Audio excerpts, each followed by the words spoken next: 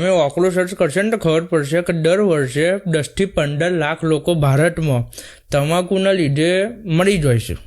તમને એવું લાગે કોઈને ખબર નહીં હોય? આપણી સમાજ, સરકાર બધાના વાતની ખબર હોય અને આ લોકો ઈચ્છે ને તો એક દાડામાં સુધાર કરી દે આખી દુનિયાનો, પણ આ લોકો ઈચ્છતા જ નહીં.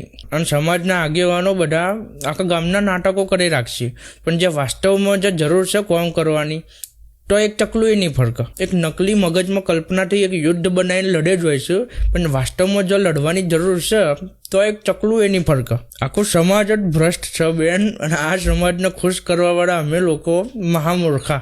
તમને આટલી બધી માહિતી ખબર હોય તો લાવો સુધારો લાવવાવાળા ક્યાંય મરેલા પડ્યા હોય બેન. આખી દુનિયા જ ખોટી હોય અને એનું સામું કોઈ બોલવા જાય, તમને એવું લાગે દુનિયા જીવવા દે છે? એક સેકન્ડમાં સાફ કરી દે છે.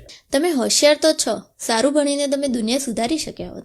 તંબુરો સુધારી શક્યા હોત. શિક્ષણ આપવાવાળું આ જ સમાજ છે ને, અને આ વાંદરાના હાથમાં તલવાર.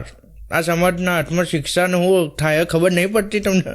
તમે શિક્ષણનો સાચો અર્થ સમજતા હોય ને એવું લાગે છે, તો આ ગુટકા ખાવાનું ક્યાંથી શીખ્યા?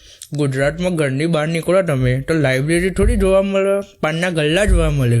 અને આ સરકાર અને સમાજની પરવાનગીથી જ ચાલુ છે. જેટલા લાઇબ્રેરી નહીં એટલા ઠેર ઠેર તો ગલ્લા છે. હવે યુવાન તો જઈને પહેલાં તો સિગરેટ અને મસાલાના રવાડે જ ચડવાનો ને. અને નાના નાના છોકરાઓને આ મસાલાને બધું જાતે થોડી મળે છે, એમને પકડાવવામાં આવે છે. એ ગલ્લો ત્યાં છે એટલા માટે જ એ છોકરો એ મસાલા ખાય છે. એ છોકરાના હાથમાં જે સિગરેટ છે ને એ હવામાંથી પેદા થઈને તો આવી નહીં. વાહ, સમાજ સમજુ અને સ્વચ્છ હોવાનો ઢોંગ કરે છે. વાસ્તવમાં ગંદકી પણ ત્યાંથી જ આવી રહી છે. આ સમાજના સદસ્યો શું બધા? આમાંથી એક સદસ્ય તમારા કાન પકડીને કહેશે કે નશાના રવાડે ચડતા નહીં. બીજું સદસ્ય એ નશો વેચતું હશે. ત્રીજું સદસ્ય એ નશાની જાહેરાતો કરતું હશે. ચોથું સદસ્ય તમને બતાવશે કે કઈ જગ્યાએ નશો મળે છે. પાંચમું સદસ્ય તમને નશાની આદત પડાવડાવશે.